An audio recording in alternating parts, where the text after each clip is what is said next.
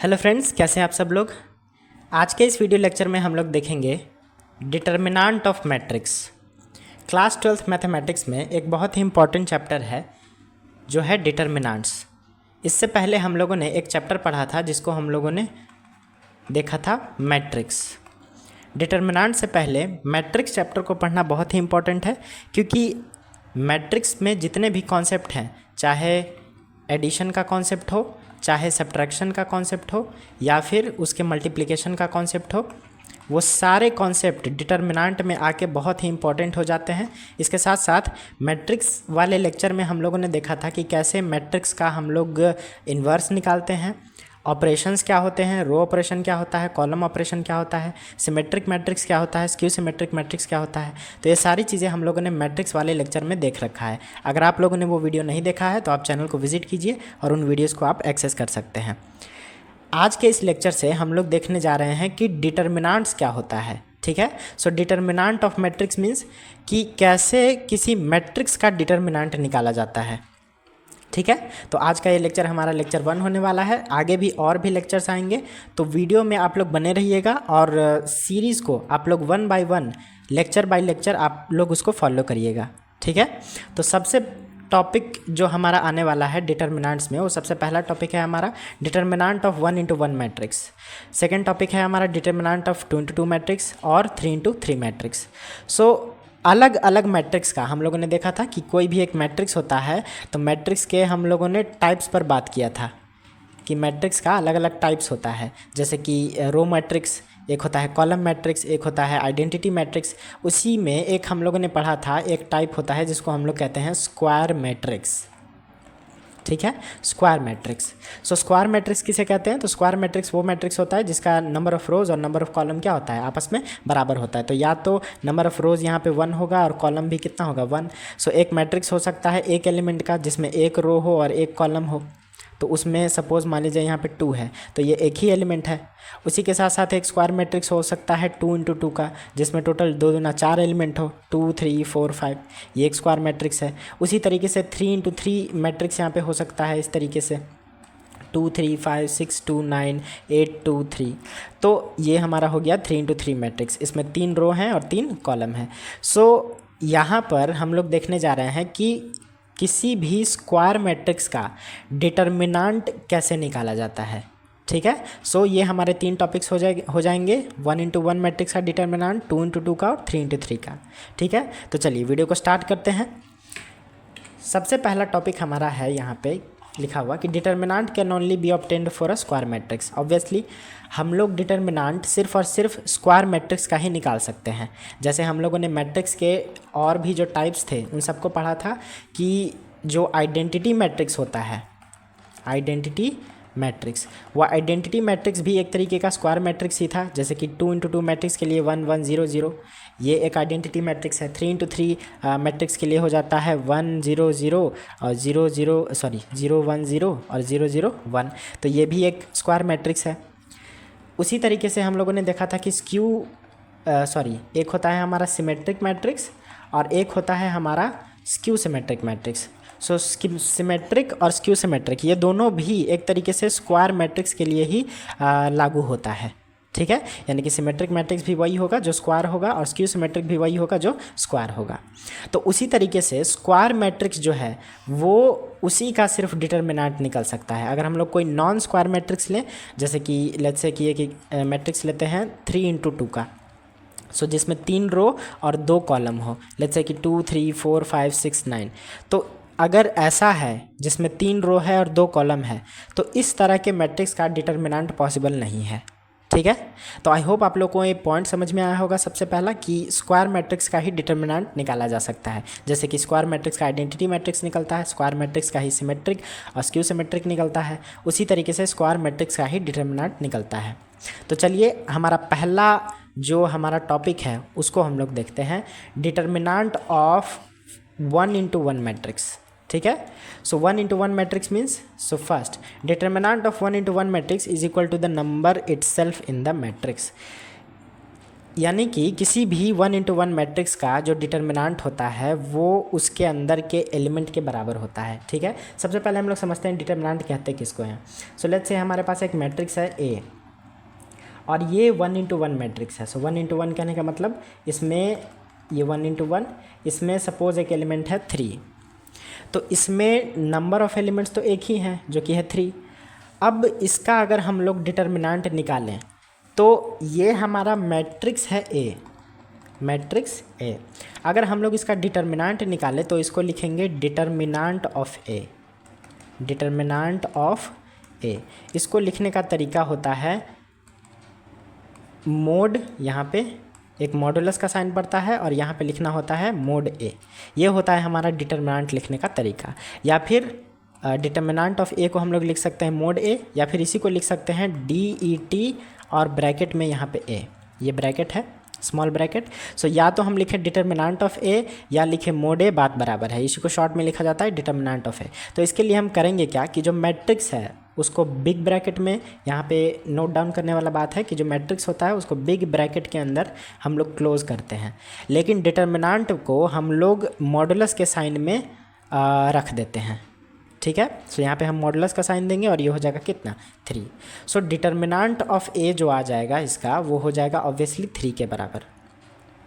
ठीक है, सो यहाँ पे यही बोला गया है कि 1 × 1 मैट्रिक्स का जो डिटर्मिनेंट होता है वो खुद नंबर इटसेल्फ वो अपने नंबर के बराबर ही होता है। यानी कि अगर 1 × 1 मतलब 1 × 1 एलिमेंट वाला कोई मैट्रिक्स है तो उसमें टोटल एक ही एलिमेंट होगा और वही एलिमेंट जो होगा वो उस मैट्रिक्स का डिटर्मिनेंट कहलाएगा। ठीक है, अगर हम लोग इस पर और एग्जांपल का बात करें, सो लेट्स से एक और एग्जांपल, एक मैट्रिक्स है B, इसमें है 3/2, ये एक ही एलिमेंट है, ये 1 × 1 मैट्रिक्स है। तो इसका अगर हम लोग डिटर्मिनेंट ऑफ B निकालें, सो डिटर्मिनेंट ऑफ B हो जाएगा मोड 3/2। ठीक है, यानी कि determinant of 3/2 which is equal to 3/2। तो आई होप आप लोगों को ये बात समझ में आया होगा। अच्छा, एक एग्जांपल नेगेटिव का भी ले लेते हैं। सो सपोज़ हमारे पास यहाँ पे एक मिनट, यहाँ पे हमारे पास, हाँ, तो यहाँ पे हमारे पास सपोज़ एक मैट्रिक्स है C। इस मैट्रिक्स में जो 1 × 1 ऑर्डर का मैट्रिक्स है इसमें एक नेगेटिव नंबर है -4। अब इसका हम चाहते हैं कि डिटर्मिनेंट निकालें। सो डिटर्मिनेंट ऑफ C जो निकलेगा, ये तो हमारा मैट्रिक्स C है, तो डिटर्मिनेंट ऑफ C जो निकलेगा वो निकलेगा मोड ऑफ -4। अब मोड में तो हम लोगों ने पढ़ा है कि जो मोड से जब कोई नंबर बाहर निकलता है तो चाहे वो नेगेटिव हो या पॉजिटिव हो, बाहर आने के बाद वो पॉजिटिव ही हो जाता है। लेकिन यहाँ पर ध्यान देने वाला बात ये है कि साइन तो हम लोगों ने रखा है मॉडुलस का, लेकिन यहाँ पर मॉडुलस फंक्शन नहीं है। ये मॉडुलस फंक्शन यहाँ पर ये नहीं है कि -4 जो आएगा वो 4 बाहर आने के बाद +4 हो जाएगा। नो, यहाँ पे ये मॉडुलस फंक्शन नहीं है। यहाँ पर हम लोग निकाल रहे हैं C का डिटर्मिनेंट, यानी कि यहाँ पे ये जो डबल साइन है वो डिटर्मिनेंट का साइन है। सो डिटर्मिनेंट ऑफ C जो यहाँ पे हो जाएगा वो ऑब्वियसली -4 के बराबर ही हो जाएगा। ठीक है, सो यहाँ पे ये मॉडुलस फंक्शन की तरह काम नहीं करता है, ये बिल्कुल काम करता है डिटर्मिनेंट के मतलब वैल्यू पर। सो जो -4 है यहाँ पे वही हमारा वैल्यू हो जाएगा। सो बाय द डेफिनेशन हम लोग देखें तो यहाँ पे लिखा हुआ है कि determinant of 1 × 1 matrix is equal to the number itself. जो नंबर रहेगा उसी नंबर के बराबर 1 × 1 मैट्रिक्स में उसका डिटर्मिनेंट कहलाएगा। सो C मैट्रिक्स को हम लोगों ने बिग ब्रैकेट में रखा था, लेकिन डिटर्मिनेंट को हम लोगों ने मॉडुलस में रखा था, और इसका जो वैल्यू आएगा वो नंबर खुद के नंबर के बराबर आएगा। तो आई होप आप लोगों को ये 1 × 1 मैट्रिक्स वाला डिटर्मिनेंट समझ में आया होगा। तो चलिए टॉपिक में आगे बढ़ते हैं। सेकंड है हमारा डिटर्मिनेंट ऑफ 2 × 2 मैट्रिक्स। अब यहाँ से स्टार्ट होता है डिटर्मिनेंट का मेन टॉपिक। सो पॉइंट है हमारा कि determinant of 2 × 2 matrix can be obtained by subtracting the products of diagonal and non diagonal elements respectively. अब इसका क्या मतलब है, एग्जाम्पल से समझते हैं। सो लेट्स से कि हमारे पास एक मैट्रिक्स है A 2 3 4 and 1। ठीक है, अब हम चाहते हैं कि ये मैट्रिक्स है क्योंकि ये बिग ब्रैकेट के अंदर है, हम चाहते हैं कि इसका डिटर्मिनेंट निकालिए। सो यहाँ पे क्वेश्चन है फाइंड डिटर्मिनेंट ऑफ A। ठीक है। सो हमें ए का डिटर्मिनांट निकालना है, तो यहाँ पे जो सॉल्यूशन हो जाएगा, डिटर्मिनांट ऑफ ए हो जाएगा जब हम ए को मॉडुलस में रख देंगे। सो जब मॉडुलस में हम रखेंगे तो ऑब्वियसली यहाँ पे ये हो जाएगा मोड ऑफ 2 4 1 3 और ये मॉडुलस। ठीक है। अब इसके बाद जो हमें डेफिनेशन में कहा गया है कि 2 × 2 मैट्रिक्स का जो डिटर्मिनेंट है वो प्राप्त होता है subtracting the products of diagonal and non diagonal elements respectively.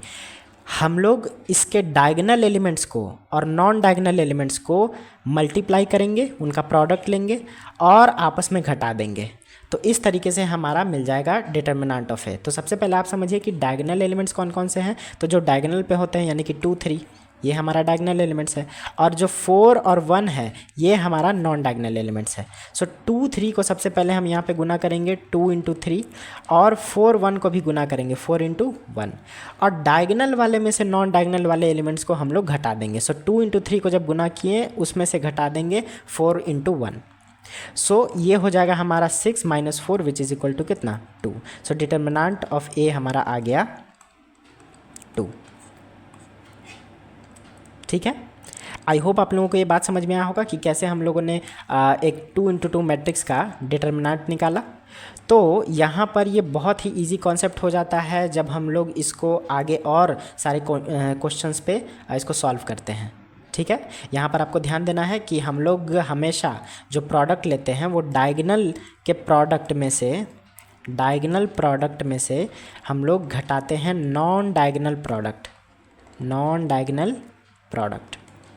ठीक है। यानी कि डायगोनल वाले एलिमेंट्स को लेंगे, उनका मल्टीप्लाई करेंगे, और नॉन डायगोनल वाले लेंगे, उनका मल्टीप्लाई करेंगे, और फिर आपस में घटा देंगे। तो जो आंसर आएगा हमारा वो हमारा डिटर्मिनेंट ऑफ ए हो जाएगा। ठीक है। चलिए नेक्स्ट क्वेश्चन पे देखते हैं। सपोज़ एक और एग्जांपल हम लोग लेते हैं। ए इज़ इक्वल टू एक मैट्रिक्स है हमारा -3 -5 4 और -2। ठीक है। आप लोगों को बताना है कि फाइंड डिटर्मिनेंट ऑफ ए। सो इसका डिटर्मिनेंट क्या होगा।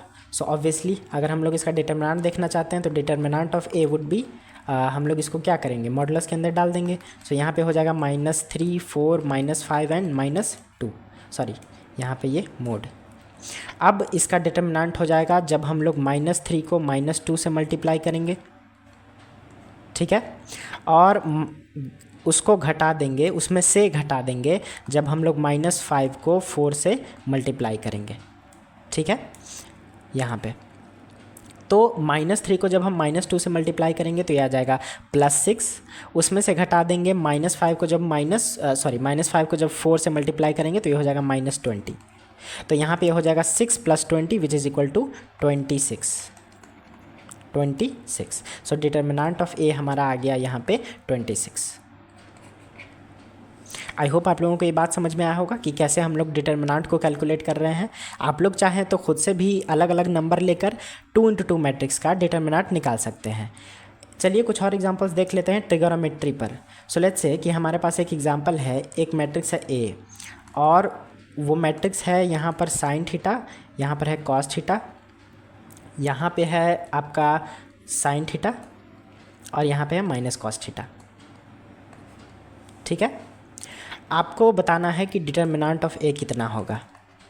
सो डिटर्मिनेंट ऑफ ए ऑब्वियसली हो जाएगा यहाँ पे, determinant of A would be, जब हम लोग इसको मॉडुलस में रखेंगे so sine theta minus cos theta, यहाँ पे हो जाएगा कॉस थीटा, और यहाँ पे हो जाएगा माइनस साइन थीटा। हम लोग इसको मल्टीप्लाई करेंगे तो साइन थीटा को साइन थीटा से मल्टीप्लाई करेंगे तो ये हो जाएगा साइन स्क्वायर थीटा, और कॉस थीटा को माइनस कॉस थीटा से मल्टीप्लाई करेंगे तो ये हो जाएगा माइनस कॉस स्क्वायर थीटा। ठीक है। कॉस थीटा को हमने माइनस कॉस थीटा से मल्टीप्लाई किया तो माइनस कॉस स्क्वायर थीटा हो गया। अब इसमें से इसको घटा देंगे तो ये वाला माइनस का साइन हमारा है, तो इसमें हम लोग लिखेंगे साइन स्क्वायर थीटा, और माइनस को जब माइनस से मल्टीप्लाई करेंगे तो यहाँ पे हो जाएगा प्लस कॉस स्क्वायर थीटा। और हम लोग ट्रिगोनोमेट्री में जानते हैं कि sine square theta plus cos square theta बराबर होता है 1। तो इसलिए डिटर्मिनेंट ऑफ ए जो आ जाएगा उसका वैल्यू हो जाएगा 1।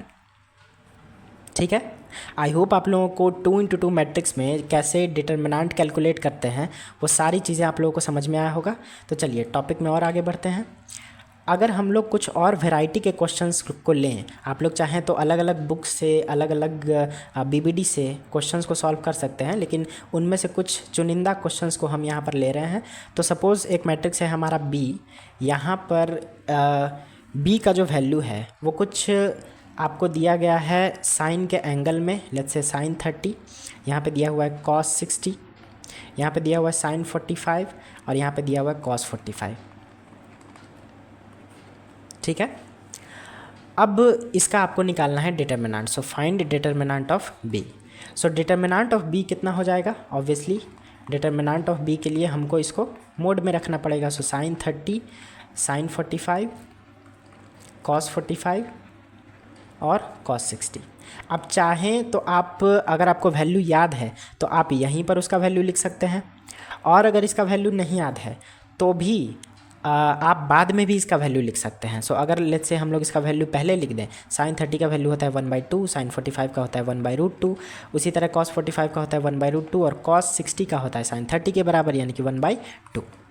सो अब अगर हम लोग इसका डिटर्मिनेंट निकालें, सो डिटर्मिनेंट ऑफ बी ये हो जाएगा कितना? 1/2 इंटू 1/2, जो कि हमारा डायगोनल एलिमेंट्स है, क्रॉस मल्टीप्लिकेशन, और साथ ही साथ इनको गुना के साथ साथ ये भी गुना करना पड़ेगा। So minus 1/√2 into 1/√2।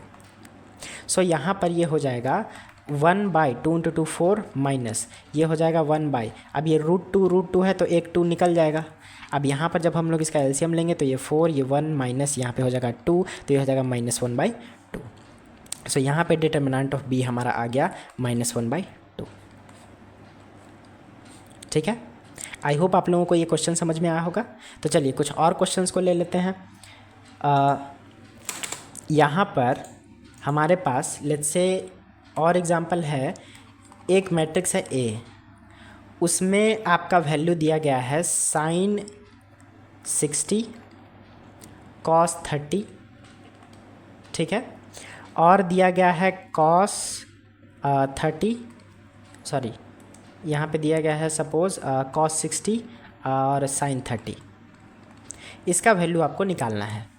तो निकालने के लिए जैसे हमने कहा कि इसका दो तरीका है, या तो आप इसका वैल्यू लिख दें या आप लोग इसको फॉर्मूला से सॉल्व करें। सो हम लोग दोनों तरीका देखेंगे। सबसे पहला तरीका हमारा है वैल्यू लिखने का। एक मैट्रिक्स है हमारा ए जो है साइन 60 कॉस 60 साइन 30 कॉस 30। इसको हम लोग अगर वैल्यू में चेंज कर दें तो ये हो जाएगा हमारा √3/2, ये हो जाएगा हमारा 1/2, कॉस 60 का वैल्यू, साइन 30 का वैल्यू 1/2 और कॉस 30 का वैल्यू यहाँ पे √3/2। अगर हम लोगों ने ये ए मैट्रिक्स लिख दिया है, अभी तक हम लोगों ने यहाँ पे मैट्रिक्स लिखा है, तो डिटर्मिनेंट ऑफ ए हो जाएगा हमारा, इसी को जब हम लोग मॉड्यूलस में डाल देंगे।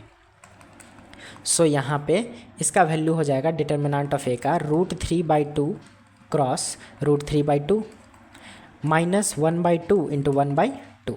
ये हो जाएगा √3 को √3 से मल्टीप्लाई करेंगे 3, 2 2 4 हो जाएगा, यहाँ पे 1/4 हो जाएगा। ये आपस में घट के आ जाएगा 3 - 1 ऊपर में, ये आ जाएगा 2/4, ये कट के आ जाएगा 1/2। यहाँ पे इसलिए डिटर्मिनेंट का जो वैल्यू है डिटर्मिनेंट ऑफ ए वो आ गया 1/2। ठीक है, आई होप आप लोगों को ये बात समझ में आया होगा। अब इसी को सॉल्व करने का एक सेकंड तरीका है। वो सेकंड तरीका है ये है कि अगर a बराबर यहाँ पे दिया हुआ है साइन 60 कॉस 30 और यहाँ पे है साइन 30 साइन 60 और यहाँ पे हो जाएगा कॉस 30। ठीक है, यही है हमारा क्वेश्चन। एक सेकेंड, यहाँ पे एक्चुअली में साइन 30 है और यहाँ पे कॉस 60 है। ठीक है, अगर ये हमारा क्वेश्चन है तो इसका सेकंड तरीका क्या है सॉल्व करने का?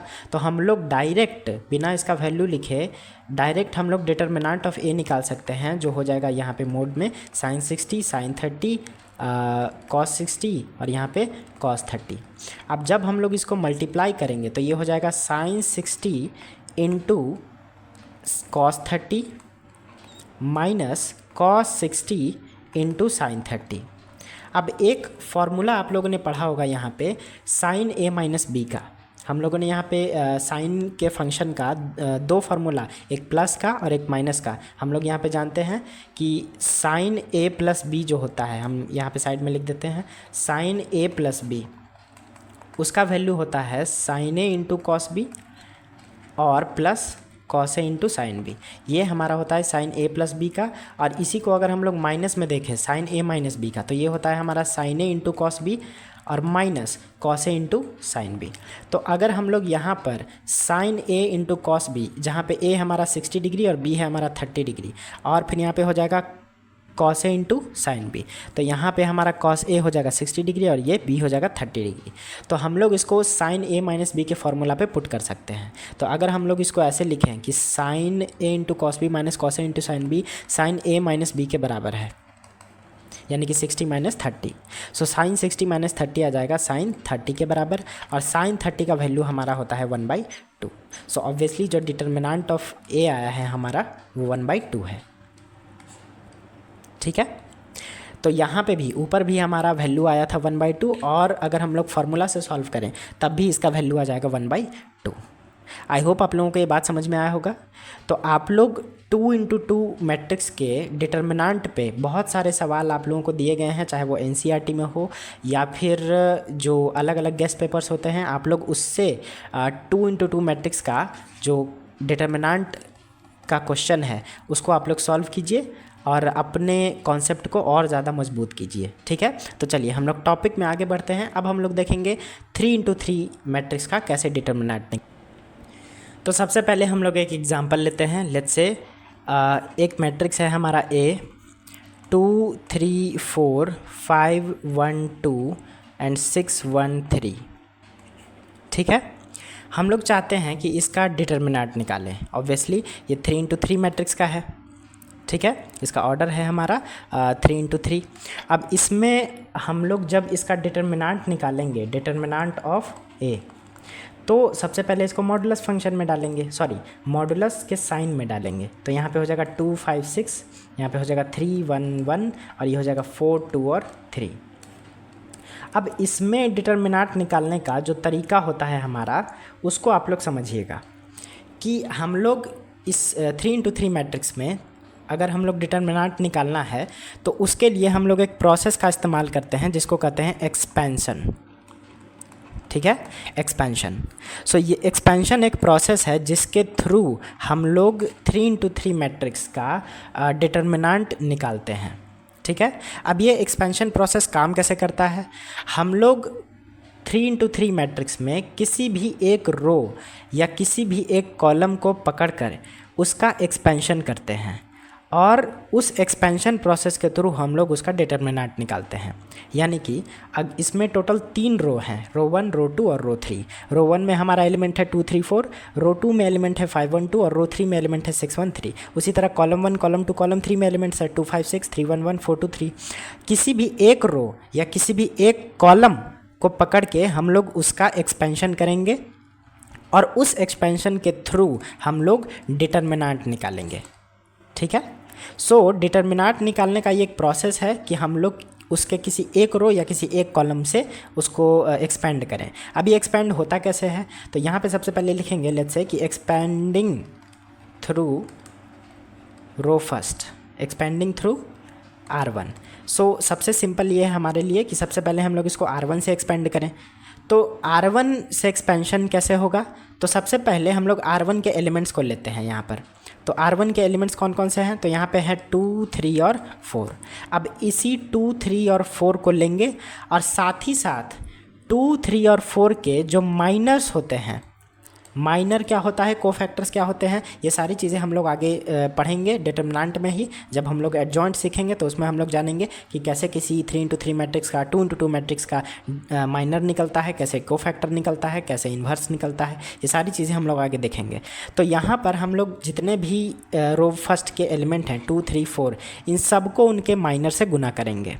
अब माइनर निकलता कैसे है, तो सबसे पहले हम लोग यहाँ पे लिखेंगे 2, हमारा जो पहला एलिमेंट है वो 2 है।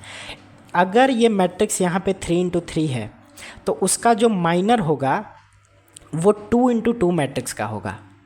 ठीक है, लेट्स से कि अगर हमारे पास एक मैट्रिक्स है यहाँ पर 3 इंटू 3। सो इसके किसी भी एलिमेंट का माइनर जो होगा ना, वो माइनर होगा, माइनर मतलब छोटा वाला रूप, तो माइनर इसका हो जाएगा 2 इंटू 2 का। सो अगर हम लोग किसी एक एलिमेंट को देखें 2 को यहाँ पर, तो 2 का माइनर हो तब मिलता है जब हम लोग उसके कॉरेस्पॉन्डिंग रो के एलिमेंट्स और कॉरेस्पॉन्डिंग कॉलम के एलिमेंट्स को एलिमिनेट कर देते हैं। एलिमिनेट मतलब हटा देते हैं। तो अब हटाएंगे कैसे? तो यहाँ पर आप देखिए कि यहाँ पे आपके पास है 2, 3 और 4। जो 2 का पोजीशन है यहाँ पे A1 1 का, यानी कि रो नंबर 1 और कॉलम नंबर भी 1, ठीक है। सो 2, 3, 4 ये रो फर्स्ट के एलिमेंट हो गए और 2, 5, 6 ये कॉलम 1 के एलिमेंट हो गए, ठीक है। सो हमें क्या करना है कि जिस भी पोजीशन पर कोई एलिमेंट होता है उस पोजीशन के वर्टिकल एलिमेंट्स और यहाँ पे हॉरिजॉन्टल एलिमेंट्स दोनों को हम लोगों को एलिमिनेट करना होता है। सो वर्टिकल एलिमेंट्स यहाँ पे हो जाएगा 2, 5, 6 और हॉरिजॉन्टल हो जाएगा 2, 3, 4।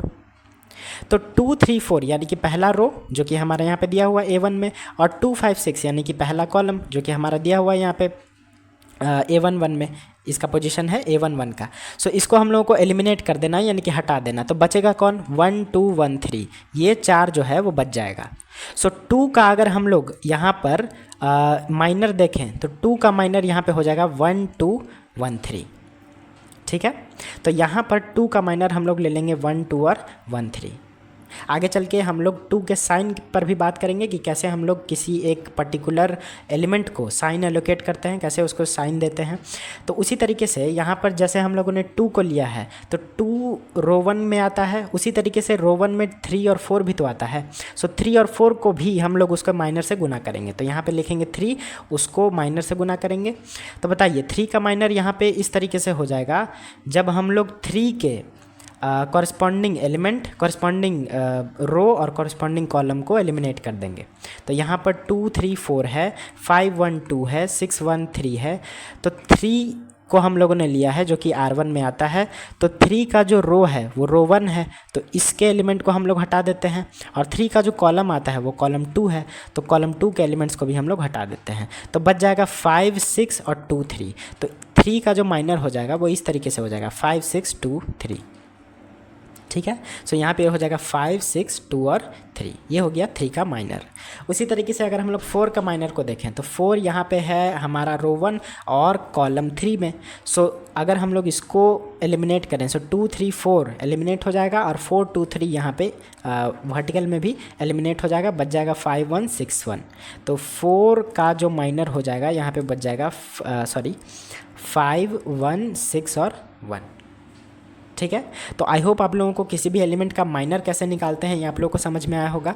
आगे चल के हम लोग माइनर को और भी डिटेल में पढ़ेंगे, हम लोग उसका फॉर्मूला देखेंगे कि कैसे माइनर को निकालते हैं, कैसे कोफैक्टर्स को निकालते हैं। तो अब यहाँ पे समय आता है किसी भी एलिमेंट को साइन देने का। साइन मतलब कि उसका प्लस साइन होगा या माइनस साइन होगा। यहाँ पर हम लोगों ने लिखा है 2 और उसका माइनर 1, 2, 1, 3। यहाँ पे लिखा है 3, उसका माइनर 5, 2, 6, 3, 4, 5, 1, 6, 1।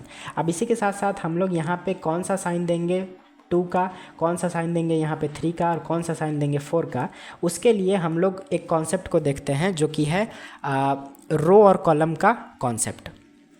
अब इसके अनुसार आप लोग देखिएगा, सपोज़ हमारे पास एक मैट्रिक्स है तो उसका ऑर्डर होता है A1 1, A1 2, A1 3, A2 1, A2 2 और A2 3। उसी के साथ साथ A3 1, A3 2 और A3 3। तो कौन से एलिमेंट को कौन सा साइन पड़ेगा ये डिसाइड करता है उसका पोजीशन, ठीक है। ये सभी का पोजीशन है। तो यहाँ पे फॉर्मूला ये है कि अगर मैट्रिक्स A बराबर AIJ में, जिसका ऑर्डर है M इंटू N, एक्चुअली ये 3 इंटू 3 मैट्रिक्स है।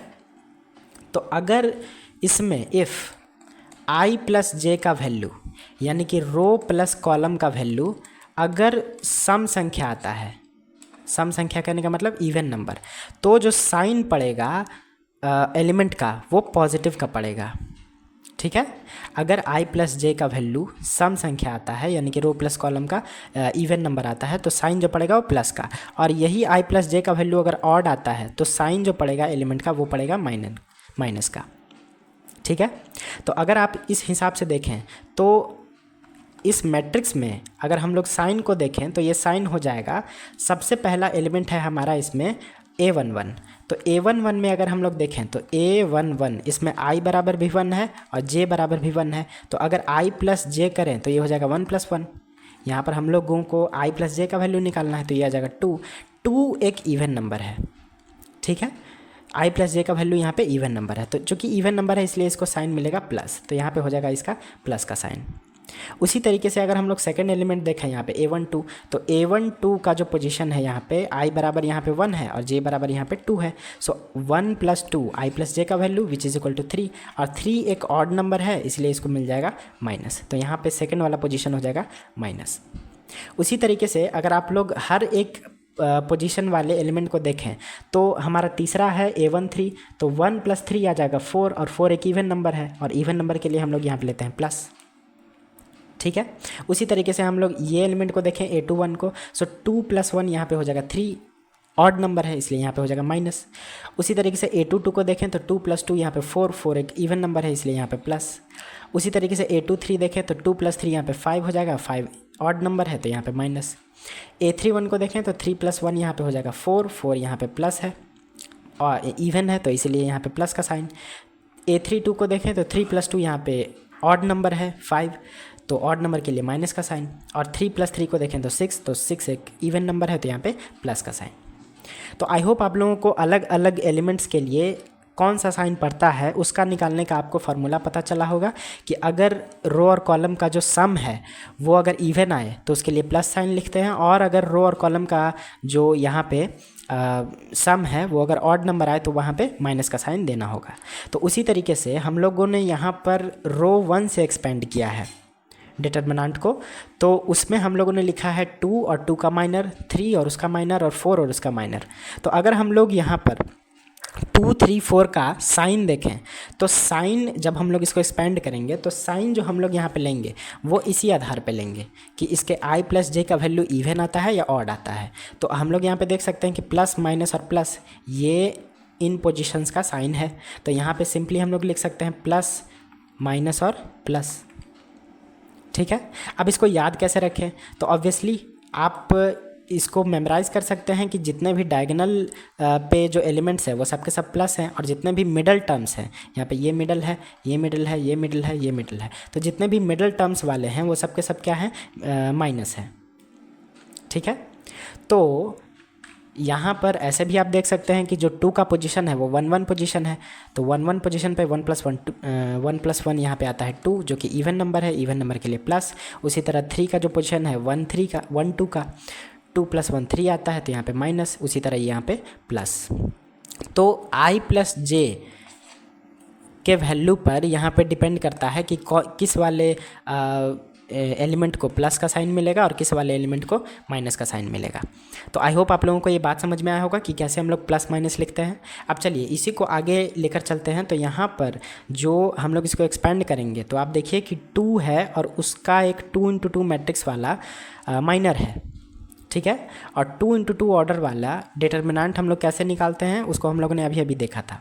सो 3 यहाँ पे 3 भी है, उसका भी माइनर है यहाँ पर, और 4 है और उसका भी माइनर है। तो हम लोग इन सभी को उसके माइनर से गुना कर देंगे। सो 2 × यहाँ पे हो जाएगा 3 को 1 से मल्टीप्लाई करेंगे तो यहाँ पे हो जाएगा 3, 2 को 1 से मल्टीप्लाई करेंगे 2, ठीक है। डायगोनल में से नॉन डायगोनल वाले को गुना करके घटा देंगे। फिर -3 यहाँ पे 5 को 3 से मल्टीप्लाई करेंगे 15, यहाँ पे 6 को 2 से करेंगे 12, और इसी तरीके से यहाँ पे आ जाएगा 4, यहाँ पे 5 को 1 से मल्टीप्लाई करेंगे, 6 को 1 से घटा देंगे। अब उसी तरीके से अगर हम लोग इसको आगे सॉल्व करें तो ये आ जाएगा यहाँ पे 2 × यहाँ पे हो जाएगा 3 - 2 का वैल्यू हो जाएगा 1, ठीक है। उसी तरीके से -3 × 15 में से 12 घटेगा 3, सो यहाँ पे हो जाएगा -3 × 3, और यहाँ पे हो जाएगा 4 × 5 में से 6 घटेगा -1, सो यहाँ पे हो जाएगा +4, और 5 - 6 = -1। ये आ गया हमारा डिटर्मिनेंट ए का वैल्यू। अब इसी को आप सॉल्व कीजिए तो ये आ जाएगा 2 × 1 2, -3 × 3 9, और 4 × -1 4, तो ये आ जाएगा 2 - 13 विच इज़ इक्वल टू -11। ये है हमारा डिटर्मिनेंट ऑफ ए, ठीक है, आंसर। तो आई होप आप लोगों को ये पता चला होगा कि कैसे किसी मैट्रिक्स का हम लोग डिटर्मिनेंट निकालते हैं 3 × 3 ऑर्डर वाले का, ठीक है। अब जैसे हम लोगों ने इसको रो 1 से एक्सपेंड करके इसका डिटर्मिनेंट का वैल्यू निकाला है, वैसे ही हम लोग इसको रो 2 से भी एक्सपेंड करके इसका सेम आंसर निकाल सकते हैं। ठीक है, जैसे हम लोगों ने कहा कि जो इसमें टोटल 3 रो है और 3 कॉलम है, तो किसी भी रो और किसी भी कॉलम से अगर आप इसका एक्सपेंशन करते हैं तो आंसर आपका सेम ही आएगा -11। ठीक है, लेट्स से कि हम लोग यहाँ पे देखते हैं एक्सपेंशन थ्रू रो 1। तो एक्सपेंडिंग, ये हमारा सेकंड है, एक्सपेंडिंग थ्रू रो 2। सो अगर हम लोग रो 2 से एक्सपेंड करते हैं इसको, तो हमारे पास मैट्रिक्स है यहाँ पे कितना, 2 3 4 5 1 2 6 1 3। सो यहाँ पे है ये 2 3 4 5 1 2 6 1 3। ठीक है, ये अब इसको हम लोग करते हैं रो 2 से एक्सपेंशन। तो रो 2 से एक्सपेंशन में हमारा आ जाएगा 5 1 2, ये हमारा रो 2 है, 5 1 और 2। तो हम लोग यहाँ पे सबसे पहले लिखेंगे 5 उसका माइनर, फिर लिखेंगे 1 उसका माइनर और 2 उसका माइनर। और अगर हम लोग सबको साइन दें, सबसे पहले हम लोग इसका माइनर लिख लेते हैं। तो 5 का माइनर हमें तब मिलेगा जब हम लोग 5 के कॉरस्पॉन्डिंग रो और कॉरस्पॉन्डिंग कॉलम के एलिमेंट्स को हटा देंगे, जो बचेगा वही हमारा होगा उसका माइनर। तो यहाँ पे ऐसे 5 है, तो 5 2 6 ये ऐसे हम लोग एलिमिनेट कर देंगे और 5 1 2 को भी एलिमिनेट कर देंगे। तो यहाँ पे बचेगा ऊपर में 3 4 और नीचे पे बचेगा 1 3। सो यहाँ पे हो जाएगा 3 4 1 और 3। उसी तरीके से 1 जो हमारा सेकेंड यहाँ पर रो 2 का एलिमेंट है 1, तो 1 जो है उसका कॉरस्पॉन्डिंग रो 5 1 2 और कॉरस्पॉन्डिंग कॉलम का एलिमेंट 3 1 1 ये एलिमिनेट हो जाएगा, तो बचेगा 2 4 6 3। ठीक है, ये ऐसे 1 है, ये 3 4 2, ये 5, ये 2, ये 6 1 और 3। तो ये एलिमिनेट और ये एलिमिनेट हो जाएगा, बचेगा 2 4 6 और 3। तो यहाँ पे हो जाएगा 2 4 6 और 3। उसी तरीके से यहाँ पे 2 है, तो 2 का कॉरस्पॉन्डिंग जो यहाँ पर एलिमेंट्स हो जाएगा, माइनर हो जाएगा, 5 1 2 को एलिमिनेट करेंगे और 4 2 3 को भी कर देंगे। तो यहाँ पे बच जाएगा 2 3, ये ऊपर वाला दोनों और नीचे वाला 6 1। ठीक है, अब सबको हम लोग साइन एलोकेट करेंगे। तो अगर हम लोग रो 2 का बात कर रहे हैं, तो रो 2 में जो 5 1 और 2 है, उन सब का जो पोजीशंस है, उन सब के i + j का वैल्यू को हम लोग चेक करेंगे। तो अगर हम लोग 5 को देखें तो इसका पोजीशन है a 2 1 का, तो 2 + 1 i + j का वैल्यू यहाँ पे आ जाएगा 3, और 3 एक ऑड नंबर है और ऑड नंबर के लिए हम लोग माइनस का साइन देते हैं, तो यहाँ पे हो जाएगा -5। उसी तरीके से 1 का पोजीशन देखें तो ये आ जाएगा a 2 2 का पोजीशन, 2 + 2 यहाँ पे आता है 4, 4 एक इवन नंबर है इसलिए यहाँ पे प्लस का साइन। उसी तरीके से 2 का पोजीशन अगर देखें तो ये है हमारा a 2 3 का, और 2 + 3 यहाँ पे 5 है, तो 5 एक ऑड नंबर है इसलिए यहाँ पे माइनस का साइन। ठीक है, हम लोग ऊपर साइन वाले ग्राफ में भी हम लोगों ने देखा, यहाँ पे जो साइन का यहाँ पे टेबल था, यस यहाँ पे कि जो सेकंड रो है उसमें पहला पे माइनस है, यहाँ पे प्लस है और यहाँ पे माइनस है। तो यहाँ पर ऊपर हमारा हो जाएगा माइनस प्लस और माइनस। ठीक है, आई होप आप लोगों को ये साइन कैसे दिया जा रहा है वो समझ में आ रहा होगा। तो अब इसको हम लोग मल्टीप्लाई करेंगे माइनर के थ्रू। सो 3 × 3 यहाँ पे हो जाएगा 9, 4 × 1 हो जाएगा 4, +1 यहाँ पे हो जाएगा 3 × 2 6, 6 × 4 24, फिर -2 यहाँ पे हो जाएगा 2 × 1 और 6 × 3 18। इसी को अगर हम लोग आगे सॉल्व करें तो ये हो जाएगा -5 × 9 में से 4 जाएगा 5, +1 यहाँ पे 6 -24 हो जाएगा -18, और यहाँ पे हो जाएगा -2, 2 - 18 हो जाएगा -16। इसको सॉल्व कीजिए तो ये हो जाएगा -25, ये हो जाएगा -18, ये हो जाएगा +32। ठीक है, और ये -25 और 18 हो जाएगा यहाँ पे 43 -43, और ये +32। अगर इसको हम लोग माइनस करेंगे तो ये आ जाएगा -11। तो अब आप देखिए कि जो हमारा डिटर्मिनेंट का वैल्यू था यहाँ पर, डिटर्मिनेंट ऑफ a, वो आया था हमारा -11 यहाँ पर भी और यहाँ पर भी। ठीक है, तो आप लोग चाहे तो इसको रो 3 से भी एक्सपेंड कर सकते हैं। इसी के साथ साथ आप लोग इसको रो 3, इसके साथ साथ कॉलम 1, कॉलम 2 और कॉलम 3 से भी एक्सपेंड कर सकते हैं। हर बार जो डिटर्मिनेंट का वैल्यू आएगा ऊपर इसका, वो सेम आएगा, यानी कि -11। ठीक है, आप लोग का ये होमवर्क है कि आप लोग इसको रो 3 से एक्सपेंड कीजिए और साइन कैसे कैसे यहाँ पे पड़ेगा वो हम लोगों ने यहाँ पे देखा कि साइन पड़ेगा उसके i प्लस जे के वैल्यू पे। अगर i प्लस जे इवन आता है तो plus, i plus J odd आता है तो माइनस। और ये टेबल जो है आप लोग इसको नोट डाउन कीजिएगा कि इस टेबल में जितने भी डायगोनल एलिमेंट्स हैं वो सब पे प्लस होगा और जो मिडल एलिमेंट्स हैं वो सब पे माइनस होगा। ठीक है, जितना ज़्यादा आप क्वेश्चन का प्रैक्टिस कीजिएगा उतना ज़्यादा आसान हो जाएगा आपके लिए। तो आपका ये होमवर्क है कि आप रो 3 से x को इसी मैट्रिक्स को एक्सपेंड कीजिए, इसी के साथ साथ कॉलम 1 से, कॉलम 2 से और कॉलम 3 से इसको एक्सपेंड कीजिए। ठीक है, आई होप आप लोगों को ये समझ में आया होगा कि कैसे 3x3 मैट्रिक्स का डिटर्मिनेंट निकालते हैं। तो चलिए होमवर्क के लिए कुछ और क्वेश्चंस हम यहाँ पे दे देते हैं। सपोज़ हमारे पास एक मैट्रिक्स है यहाँ पे, लेट्स से 4 0 5, ठीक है, 3 2 9 और 4 6 1। ये मैट्रिक्स है। आपको इन सभी जितने भी एलिमेंट्स हैं उसका आप लोगों को डिटर्मिनेंट निकालना है। आप लोग चाहें तो किसी एक एक्सपेंशन से भी निकाल सकते हैं, ज़रूरी नहीं है कि टोटल 6 एक्सपेंशन से निकालें। यहाँ पे total R1 R2 R3 column 1 column 2 column 3 total 6 expansions हो जाते हैं। आप लोग किसी एक ही एक्सपेंशन से इसका डिटर्मिनेंट निकालिए। एक मैट्रिक्स है हमारा B, लेट्स से 9 2 1 3 4 5 2 3 1, ठीक है। और एक मैट्रिक्स है हमारा C, फ्रैक्शन वाला एलिमेंट्स, यानी कि 1/2, लेट्स से 2/3 1/3 2/5 3/2 6/9 2/3 5/9 3/2, ठीक है।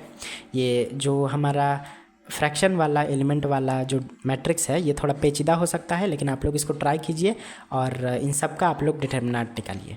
ठीक है, ये सभी 3x3 मैट्रिक्स वाले हैं। साथ ही साथ आप लोग 3x3 मैट्रिक्स के अलावा जो 2x2 मैट्रिक्स है यहाँ पर ऊपर में हम लोगों ने देखा था कि जो 2x2 मैट्रिक्स है यहाँ पर उस पर भी आप लोग क्वेश्चन का प्रैक्टिस कीजिए। एक सेकेंड, यहाँ पर एक्सपेंशन ऑफ, यहाँ पर डिटर्मिनेंट ऑफ 2x2 मैट्रिक्स। सो यहाँ पर जो हमारा 2x2 मैट्रिक्स है उसको भी आप लोग प्रैक्टिस कीजिए। बुक में बहुत सारे क्वेश्चंस दिए जाते हैं 2x2 मैट्रिक्स पे, ट्रिगोनोमेट्री पे दिया जाता है, साथ ही साथ लॉग पर दिया जाता है, इसी के साथ साथ अलजेब्रा पर भी दिया जाता है कई तरीके से। एक सेकेंड, उसी के साथ साथ आप लोगों को इन्वर्स ट्रिगोनोमेट्री पे और कई सारे चीज़ों पे आप लोगों को 2x2 मैट्रिक्स पे क्वेश्चन दिया जाता है। ठीक है, आइडेंटिटी मैट्रिक्स पे भी दिया जाता है। तो आप लोग 2x2 मैट्रिक्स का अच्छे से प्रैक्टिस कीजिए और जब 2x2 मैट्रिक्स आ जाएगा तो आप लोग 3x3 मैट्रिक्स को आप कॉन्सेप्ट को सॉलिड कर सकते हैं। ठीक है, तो यहाँ पे हमारा ये 3x3 मैट्रिक्स हो गया। तो आई होप आप लोगों को ये 3x3 मैट्रिक्स वाला डिटर्मिनेंट समझ में आया होगा। अगर वीडियो अच्छा लगा हो तो आप लोग इसको लाइक कर सकते हैं, सब्सक्राइब भी कर सकते हैं। आप लोग इस वीडियो में बने रहिएगा क्योंकि आगे चल के हम लोग डिटर्मिनेंट के और भी कई सारे टाइप्स को पढ़ेंगे, उसके प्रॉपर्टीज़ को पढ़ेंगे कि डिटर्मिनेंट के कौन सी प्रॉपर्टीज़ होती हैं।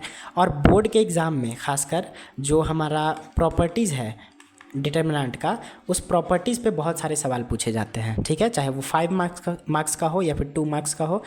प्रॉपर्टीज़ हमारे टोटल 5 और 6 हैं और बहुत ही इंपॉर्टेंट प्रॉपर्टीज़ है जिनको आप लोगों को पढ़ना होगा।